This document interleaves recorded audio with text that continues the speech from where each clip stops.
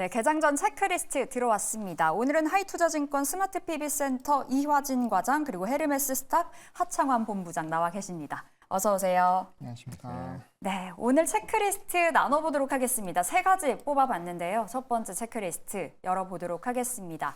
자, 첫 번째로는 반도체를 빼놓을 수가 없겠습니다. 최근 연일 이슈죠. 엔비디아 간밤에 또 한 번의 폭등이 나와주면서 15%의 상승 보여줬고요. 우리 시장 안에서도 AI 반도체 계속 갈 것인가, 그리고 그 안에서는 SK하이닉스 워낙 좋은데 또 삼성전자는 섭섭한 흐름입니다. 먼저 우리 과장님과 이야기 나눠볼게요.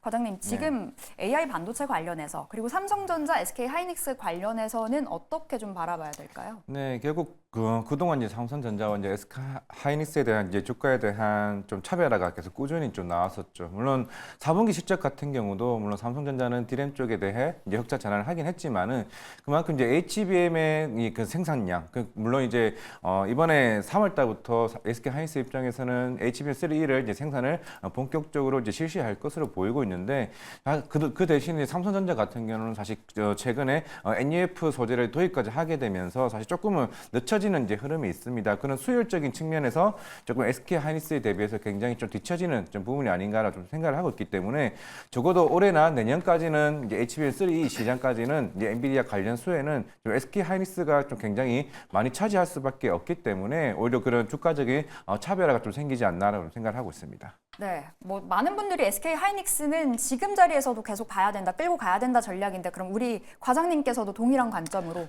하이닉스는 계속 가져가자일까요? 네, 충분히 이번 4분기 실적에서도 어느 정도 충분히 좀 반영이 됐다라고 생각을 하고 있고, 이제 결국에는 낸드 시장 같은 것도 지금은 1분기 아니면 2분기 때 업황이 좀 회복이 될 것으로 보이고 있기 때문에 적어도 디램과 낸드 쪽에 대한 매출이 이제 본격적으로 올라오는 좀 시기라 좀 생각을 하고 있고, 그 시장에서 엔비디아가 이제 어느 정도 계속 그런 AI 반도체 수요가 빠르게 계속 올라오다 보니까 결국 SK하이닉스가 수혜를 좀 굉장히 좀 많이 받을 수 있다는 측면이기 때문에, 물론 최근에 이제 빅테크 글로벌 관련된 IB 기업들도 계속 꾸준하게 SK하이닉스의 목표가를 계속 상향을 하고 있습니다. 삼성전자 대비해서도 SK하이닉스가 수혜가 좀 많이 받을 수 있지 않을까 좀 생각하고 있습니다. 네, 이렇게 과장님 말씀 들어봤고요. 우리 화창환 본부장님께서는 어떻게 보시는지, 삼성전자, SK하이닉스 놓고 봤을 때 삼성전자 참 발목 잡는 이슈들도 많이 나오는 것 같아요. 지난번에는 인텔이 파운드리 사업 본격적으로 출범한다. 근데 겔싱호 CEO가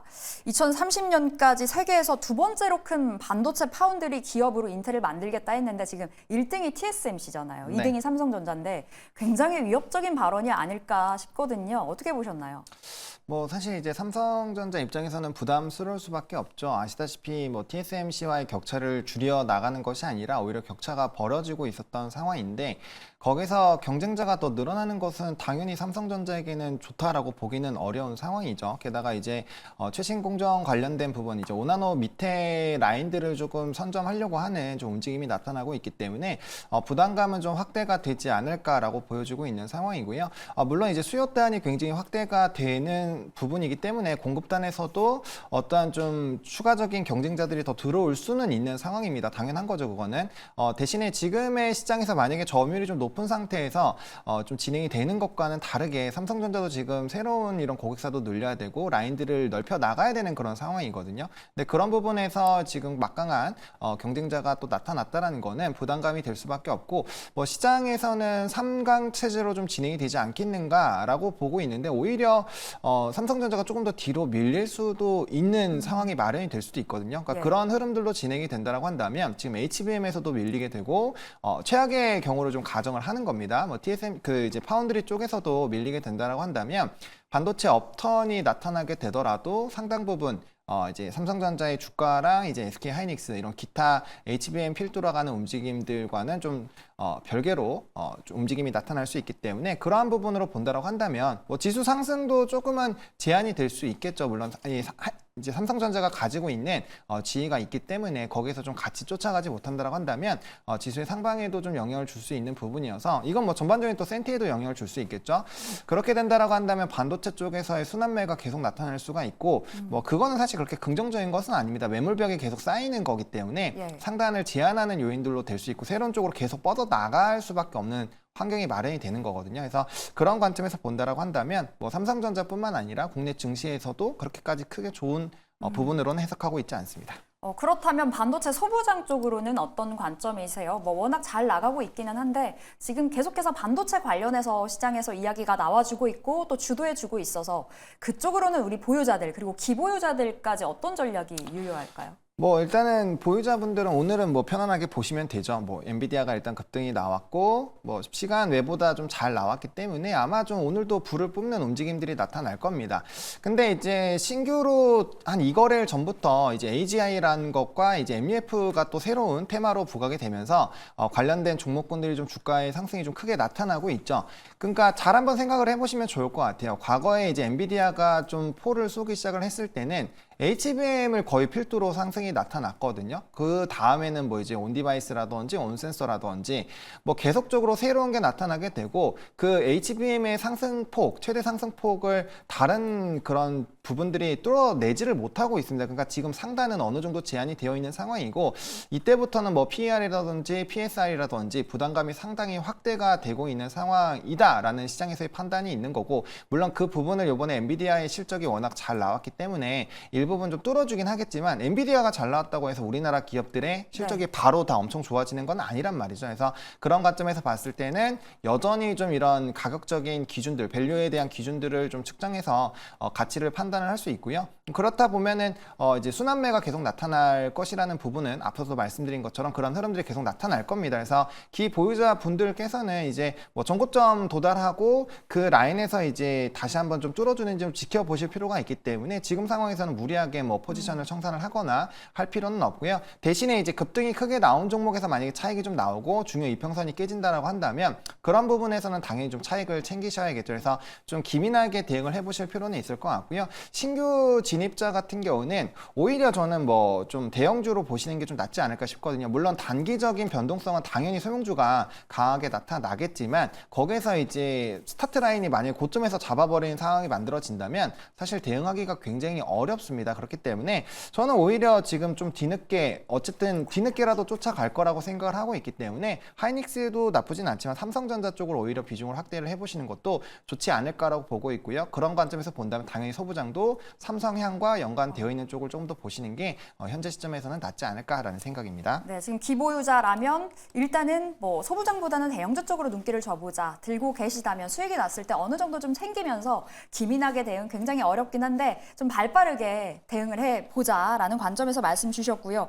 우리 과장님 관련주 들어볼 수 있을까요? 네, 뭐 최근에 뭐 한미 반도체나 뭐 제우스 같은 경우는 결국에는 지금 HBM 관련해서 이제 SK 하이닉스가 본격적으로 이제 생산이 들어간다라고 했을 때 그런 TSV 본더 장비나 특히 수율적인 부분, 물론 제우스 같은 경우는 지금 삼성전자와 SK 하이닉스 쪽에 둘 다 지금 이제 납품을 하고 있습니다. 결국에 이런 세장 장비 같은 경우가 그만큼 엔비디아뿐만 아니라 이제는 뭐 마이크로소프트나 아니면은 향후에 도저칩과 같은 뭐 테슬라 이런 AI 칩들이 하나둘씩 이제 본격적으로 좀 생산을 할 것으로 보이고 있기 때문에 그런 수율적인 측면이 좀 굉장히 중요할 수밖에 없다고 좀 생각을 하고 있습니다. 최근에 삼성전자가 뭐 엔비디아와 관련된 뭐 노이즈도 계속 꾸준히 좀 있어왔고 작년부터 이런 수율적인 문제가 굉장히 많기 때문에 사실 이런 세장 장비 같은 경우는 사실 일본과 이제 한국 이제 어떻게 보면은 배치 방식과 싱글 방식 둘 다 할 수 있는 업체는 두 개밖에 없습니다. 그중에 이제 제우스 같은 경우는 충분히 세장 장비로서 올해 결국에 HBM 제조 공정에 따른 매출이 한 1,000억 정도 이상 나올 수 있다라고 좀 보이고 있기 때문에 제우스와 한미 반도체 말씀드리겠습니다. 네, 이렇게 한미반도체 제우스 이야기 들어봤습니다. 우리 과장님의 관련주로 좀 챙겨보시면 되겠고요. 저희 2차 전지 두 번째 이슈로 넘어가 보도록 하겠습니다. 두 번째 체크리스트 제가 공개를 해버렸는데 자, 열어볼게요. 2차 전지 진짜 반등 위해서 필요한 조건은 무엇일까라는 질문 드려보고 싶습니다. 일단은 2차 전지가 좀 슬금슬금 시동을 거는 듯한데 리비안 간밤에 폭락 나왔죠. 뉴욕 정규장에서 25%가 넘게 급락했고요. 근데 전일장에서 우리 국내 증시 그 안에서 2차 전지는 그래도 상대적으로 좀 견고했던 것 같습니다. 2차 전지 관련해서 지금은 어떻게 봐야 될까요? 먼저 본부장님과 이야기 나눠볼게요. 뭐 2차 전지 같은 경우는 지금 P와 Q가 결국에는 돌아설 수 있는 환경이 마련이 돼야 됩니다. 이거는 뭐 다들 알고 계시는 부분이지만 결국에는 이제 리튬 가격이라든지 아니면 이제 수요단에서의 큰 증가가 나와야 되는데, 물론 이제 수출 이제 MOM 기준으로 했을 때는 NCM에 대한 수출 반등 기조가 나타나고 있고, 뭐 리튬 가격도 이제 거의 다시 10만 위안을 회복을 하려는 그런 움직임들이 나타나고는 있습니다. 근데 이게 추세적으로 회복이 되는지를 일단 지켜보셔야 되지 않을까라고 보고 있고요. 지금 2차 전지 쪽에 대한 조금 부정적인 이슈들은 상당히 많은 상황이죠. 왜냐하면 일단 테슬라에서도 가격 인하를 계속적으로 진행을 하고 있는 상황이고, 이번에 이제 포드에서도 가격을 거의 1,000만 원 정도까지도 하락을 할 수 있는 그런 얘기들이 나왔습니다. 그 얘기는 결국엔 치킨 게임으로 들어간다라는 부분으로 보시면 좋을 것 같고요. 그렇다고 한다면 앞으로 들어가는 그런 제품단에 대한 가격도 당연히 낮아져야겠죠. 그 단가를 줄여야 이제 제품 가격 자체가 떨어질 수 있기 때문에 그런 부분에서는 이제 수익성에 대한 고민을 계속 할 수밖에 없는 상황이다라고 보시면 좋을 것 같고, 그리고 이제 바이든 행정부에서도 이제 이 자동차에서의 이제 전기차로의 전환에 대한 이런 정책을 뭐 대선을 위해서 조금 변경하는 이런 움직임이 나타나고 있죠. 그런 것들에 대한 세부 안들도 네. 결국엔 투심에는 영향을 줄 수밖에 없습니다. 그래서 지금 사실 뭐 부정적인 얘기들은 너무나 또 많습니다. 뭐 이제 최근에 강추위를 통해서 뭐 차들 얼어버린 것들 다들 기억하시죠? 그러니까 그런 것들, 인프라도 지금 충분하지 않죠. 그리고 충전 속도도 사실 우리나라 같은 경우 더더욱더 쉽지 않습니다. 우리나라 뭐 주유소에서 5분만 해도 출근길 상당히 쉽지 않은데, 뭐 충전이 다 깔려야지 그런 것들도 확대가 될 수 있겠죠. 그러니까 그런 여러 가지 부분들 좀 생각을 해보시면 좋을 것 같고요. 산업적인, 환경적인 부분에서 당연히 앞으로 우리가 계속 봐야 되는 부분이긴 하지만, 전반적으로 업황이 산업이 변하는 데까지는 상당 부분 시간이 걸릴 수 있다는 점을 보시면서 P와 Q단에서의 일단 변화가 나타나는 것들을 좀 체크해 보실 필요가 있지 않나 정리 드리겠습니다. 네, 좀 갈 길이 멀다 뭐 이렇게도 들리는데, 방금 리튬 이야기도 주셨잖아요. 리튬 가격 반등 이야기가 나와지고 있고, 중국 CATL 리튬 공장에서 이제 감산 들어간다는 소식 관련해서 리튬주 쪽으로, 양극재 쪽으로도 온기가 좀 퍼지진 않을까 이런 생각들이 들어요. 사실 이 이슈가 뭐 이제 전거래일에 바로 나온 게 아니라 2, 3거래일 전부터 좀 이슈가 있었던 부분이거든요. 그러다 보니까 이미 리튬주들은 한번 불을 뿜었어요. 그러니까 이제 전액들이 조금 2차 전지에서 좀 집중을 해주는 그런 상황에서 리튬주들이 올라간 것은 결국엔 말씀해주신 것처럼 이런 감산에 대한 이슈가 부각이 되다 보니까, 거기에 따라 이제 다시 공급이 줄면 당연히 거기에 따른 가격의 변동성이 나올 수가 있겠죠. 그래서 그런 기대감은 이미 어느 정도는 좀 반영이 됐다라고 보시면 좋을 것 같고요. 근데 이제 문제점이 뭐냐면 리튬에 대한 공급 라인들이 계속적으로 확대가 되고 있습니다. 그러니까 10만 위안이 깨진 이유도 이제 기타 지역에서 정말 이제 뭐 4만 위안 수준으로까지도 이제 손익분기점이 나오는 지역에서의 확대가 나타나다 보니까 이제 아무래도 가격 경쟁이 또 들어가고 있는 상황이거든요. 그러니까 지금 리튬 쪽에서는 지금 당장은 소강 상태에 들어갈 수 있지만, 추가적으로 어느 지역에서라도 리튬에 대한 이런 추가적인 공급 이슈가 부각이 된다라고 한다면 해당 부분에서의 좀 부담감이 확대가 될 수 있다라는 점. 결국엔 이걸 해소하기 위해서는 수요단이 늘어나야 된다라는 거죠. 그래서 공급은 계속 늘어날 수 있는 환경이고, 수요가 따라가주지 못한다라고 한다면 뭐 가격 수요와 공급 원칙에 따라서 당연히 가격은 좀 우하향 아직도 더 할 수 있는 그런 가능성이 여전히 남아있기 때문에 그런 부분들 좀 참고해 보시면서 리튬 가격을 조금 면밀하게 체크해 보시면 좋겠습니다. 네, 수요가 좀 일단은 늘어나면서 어느 정도 좀 안정화가 돼야 될 것 같습니다. 우리 과장님께서는 어떻게 보셨을까요? 2차 전지 지금 현 시점에서 뷰는 어떠신지, 그리고 리튬 쪽으로도 LG에너지 솔루션은 뭐 네. 이슈가 있었어요. LFP 배터리 중국 양극재 생산 업체와 공급 계약 맺었다는 소식도 있었는데, 전반적으로 봤을 때는 호재가 또 솔솔 나와주는 거 아닌가 싶거든요. 네, 근데 사실 지금 뭐 양극재 뭐 계약이나 이런 이슈들 같은 경우는 이게 어떻게 보면 이제 반도체 작년 초기 흐름이 좀 생각을 하고 있습니다. 일단 업황 자체가 아직까지는 좀 살아나기가 좀 쉽지 않아 보이고, 물론 스텔란티스나 최근에 포드 같은 경우도 그만큼 전기차 생산을 어느 정도 조금 줄여가는, 특히 재고에 대한 부분이 조금씩 남아 있다라고 생각을 하고 있기 때문에 지금은 그 재고 부분들을 소화시키는 좀 과정이지 않을까라고 생각을 하고 있습니다. 물론 CATL도 최근에 감산을 하게 되면서 이런 리튬 가격도 조금씩 반등하는 모습을 보이고는 있지만은, 결국에는 제일 윗단인 전기차 시장이 회복이 되어야 그만큼 양극재 가격에 대해서 어느 정도 판가에 대한 부분도 마진이 충분히 올라줘야 양극재 회사들이나 리튬 회사들도 마진이 커질 수 있다라고 생각을 좀 하고 있습니다. 결국에는 지금 테슬라부터 이상해서 계속 꾸준하게 지금 가격 인하를 하고 있는 정책을 좀 실시를 하고 있기 때문에, 적어도 올해 대선이 끝날 때까지는 좀 전기차와 관련된 좀 노이즈는 계속 있을 수는 있을 거라고 생각을 하고 있습니다. 하지만은 전반적으로 물론 경기가 어느 정도 하반기부터 좀 회복이 된다라고 가정을 했을 때는 어떻게 보면 반도체 흐름이 작년 하반기 때부터 좀 회복 흐름이 나왔다시피 그러면 2차 전지 관련해서도 좀 하반기부터 좀 분위기가 다르지 않을까라고 생각을 하고 있고 물론 LG 에너지솔루션이 사실 중국 쪽에 사실 뭐 CATL이나 이제 BYD 쪽이 그 LP 쪽에는 굉장히 점유율이 굉장히 높은 상황에도 불구하고 중국 쪽이 양극재 계약을 했다는 거는 호재인 거는 이제 뭐 확실히 하긴 합니다만은 결국에는 이게 재고가 안 생기고 계속 꾸준하게 이게 판매가 되는 부분이 나와줘야 이제 실적적인 부분도 조금 크게 양산되지 않을까 생각하고 있습니다. 예, 그럼 짧게 뭐 2차 전지 관련해서 지금 관심권에 있는 종목 관련주 있을까요? 뭐 TC시스텔이나 이제 나인테크와 같은 LG 엔솔 쪽에 이제 납품하는 회사들을 조금 위주로 보긴 해야 될 것으로 있는데 물론 사실 지금 당장에 지금 본다라기보다는 물론 결국에는 조금 하반기에 어떻게 반도체 흐름이 조금씩 식어져 갈 때 그리고 2차 전지 시장이 좀 더 회복될 때 좀 봐야 되지 않을까라고 생각하고 있습니다. 예, TCC 스틸, 나인테크 말씀 주셨는데 어느 정도 2차 전지 회복됐을 때 그때가 좀 더 매력적인 구간일 거다 이렇게 말씀 주셨고 우리 본부장님께서는 아까 또 보수적인 관점에서 2차 전지 말씀 주셨는데 네. 현 시점 관심주 있을까요? 뭐 사실 솔직하게 말씀을 드리면 없나요? 테슬라를 보시는 게 제일 아, 낫다라고 테슬라. 보고 있고요. 국내에서 또 찾아봐야 되니까. 그러니까 저는 일단 전기차에서 뭔가 변화가 나오려면은 테슬라가 주가가 바뀌어야 됩니다. 왜냐하면 FSD라든지 충전식 자체가 일단 테슬라 쪽으로 가고 있기 때문에 그쪽이 살아나지 못하면 아무래도 쉽지 않다라고 보시는 게 맞고요. 국내에서는 이제 코인테크와 탑 머티리얼이라는 종목을 좀 소개를 드릴까 합니다. 이쪽이 이제 2차 전지 그 전동 자동화 관련된 사업을 하고 있는 회사인데 사실 수주가 굉장히 좀 많이 나타나고 있어서 실적이 굉장히 좀 좋아질 수 있는 환경이 마련이 되어 있는 상황입니다. 그래서 최근에 수주 기조들 그리고 이제 매출액이나 뭐 영업이익 이런 실적 부분을 보시면 굉장히 좀 좋은 상황을 유지를 하고 있거든요. 근데 거기에 비해서는 특히나 코인테크 같은 경우는 주가가 이런 2차 전지에서 붐이 일어나기 전 가격대까지 빠져 있기 때문에 뭐 이제 밸류적으로 봤을 때는 좀 상당히 좀 싸졌다라고 볼 수 있어서 충분히 좀 접근이 가능하다라고 보고 있고요. 예. 보통은 탑 머티리얼이 먼저 붙어주고 그 다음에 이제 코인테크가 따라가기 때문에 두 개가 연관사입니다. 그래서 관련된 흐름들 잘 추적해 보시면서 지켜보셔도 좋을 것 같습니다. 네, 좋습니다. 테슬라 플러스 코인테크 그리고 탑 머티리얼 하창환 본부장님의 관련주로 들어봤습니다. 세 번째 체크리스트로 바로 넘어가 보도록 할게요. 자, 세 번째는요. 오늘 소외된 쪽에서 동아줄을 잡아보자. 관점으로 준비를 해봤습니다. 메타버스 방산 이야기 나눠볼 건데 일단은 메타버스 먼저 좀 질문을 드려보도록 하겠습니다. 우리 과장님과 함께 할게요.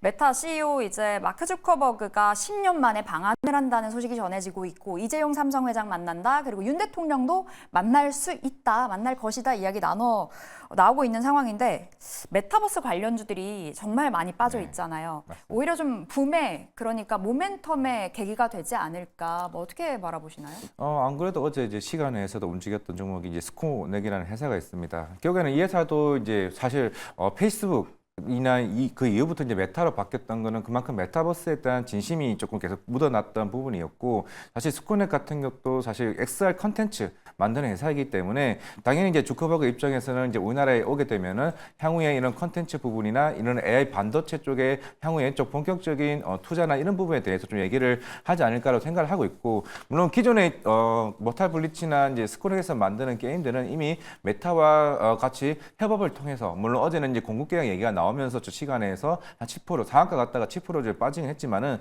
오늘 시장에서는 좀 메타버스 관련주로서 조금 움직이지 않을까라고 생각을 하고 있습니다. 물론 우리나라 대표적인 뭐 자이언트 스텝이나 이런 덱스터와 같은 이제 업체들이 있는데 결국에는 아직까지는 실적이 빠르게 지금 개선되지 못하는 결국에는 이제 비즈니스 모델이 조금은 아직까지는 뚜렷하게 실적이 개선되는 부분이 아직 안 나오고 있기 때문에 항상 이런 테마군을 움직였다가 그 다음에 주가가 빠지는 흐름이 있다라고 생각을 하고 있습니다.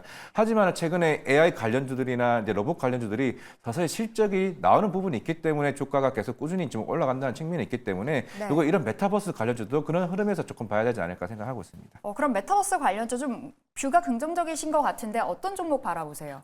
그만 말씀드렸던 스코넥이고요. 사실 자이언트 스텝도 작년에 사실 탐방은 다녀오긴 했지만 아직까지는 실적이 적자입니다. 적자에서 이게 개선되기 위해서는 결국에는 새로운 비즈니스 모델이 나와야 되는데 물론 우리가 뭐 가상 인간을 통해 가지고 뭐 우리가 뭐 비전 프로와 이와 같은 흐름이 나와야 되지만은 아직까지는 조금은 시간이 좀 필요하지 않을까 개인적으로 생각하고 있습니다. 네, 알겠습니다. 조금은 시간을 갖고 바라봐야 된다 말씀 주셨네요. 방산주 이야기 나눠보도록 하겠습니다. 우리 본부장님과 이야기 나눠볼 건데 방산주 어제 수은법 개정안 통과 문턱을 넘었다. 이 네. 소식이 전해지면서 관련해서 좀 힘을 받고 있는데요. 이 이슈가 어디까지 이어질까요? 방산주에 대한 상단 열고 봐야 될까요? 네, 저는 뭐 열고 봐야 된다라고 생각을 하고 있고요. 그 다음에 이제 지금 계류 중인 3건 중에서 지금 한 건에 대한 결과가 좀 나왔다라고 보시면 될 것 같거든요. 물론 이제 29일 본 회의에서 명확하게 결정이 나겠지만 뭐 이 정도로 진행이 됐다라고 한다면 뭐 거의 통과가 된 것이 다름없다라는 평가를 받고 있죠.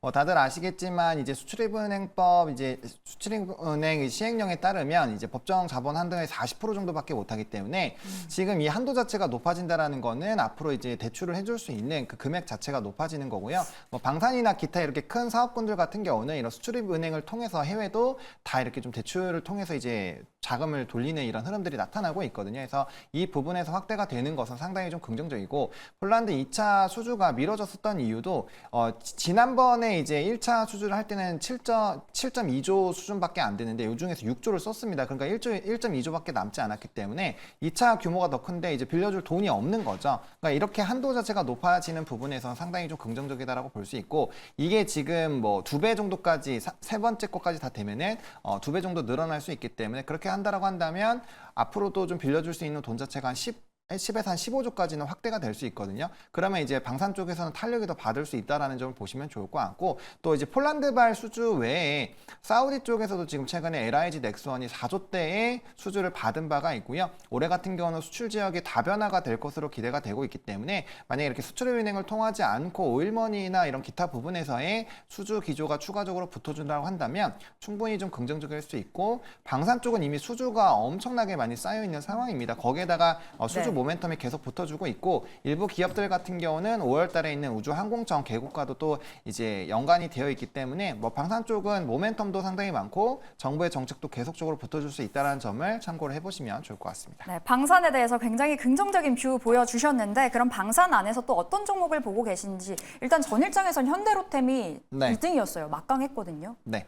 뭐 일단 현대로템도 넣었고요. 저는 LIG 넥슨과 하나 에어로스페이스도 좀 넣고 싶은데 그 중에서는 저는 뭐 LIG 넥슨이 좀 가장 토픽이기는 합니다. 왜냐면 이제 23년 3분기 기준으로 했을 때 수주 잔고가 거의 20조에 육박을 하는데 이번에 4조 받았고 추가적으로 6조 정도가 남아 있거든요. 그것만 다 나와도 30조인데 지금 이 종목 같은 경우는 뭐 시가총액이 2조가 좀 넘습니다. 그러니까 엄청나게 수주가 많이 쌓여 있는 상황이고 뭐 이제 폴란드발 외에 수주만으로도 이렇게 좀 많이 되어 있기 때문에 뭐 추가적인 기대감도 충분히 나타나지 않을까라고 보고 있습니다. 네, 탑픽은 LIG 넥스원이라는 점 참고해 보시면 되겠습니다. 시간이 없는데 우리 오늘장 투자 포인트도 들어봐야 되겠습니다. 우리 과장님께서는 어떻게 보고 계실까요?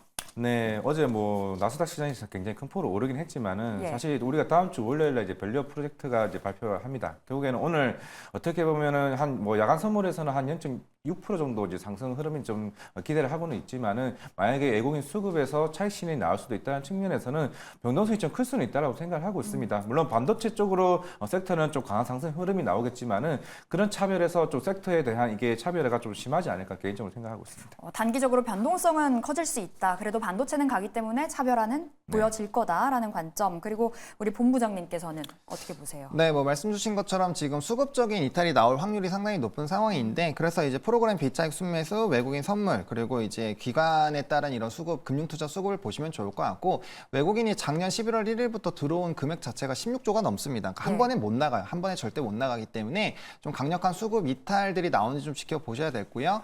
이게 연속적으로 나가게 된다면 지수가 2000 코스피 기준으로 했을 때 2550이 깨져야 됩니다. 그래서 그런 부분이 나타나지 않는다라고 한다면 충분히 그 안에서 수익화를 하시면서 이탈이 가능하기 때문에 그런 수급 이탈 부분만 좀 집중해서 보시면 좋지 않을까라고 정리드리겠습니다. 네, 수급의 포인트를 좀 잡아가면서 시장 대응을 해보도록 하겠습니다. 이렇게 체크리스트 마무리해보도록 하겠습니다. 하이투자증권 스마트 PB센터 이화진 과장 그리고 헤르메스 스탁 하창원 본부장 함께했습니다. 말씀 고맙습니다. 맞습니다.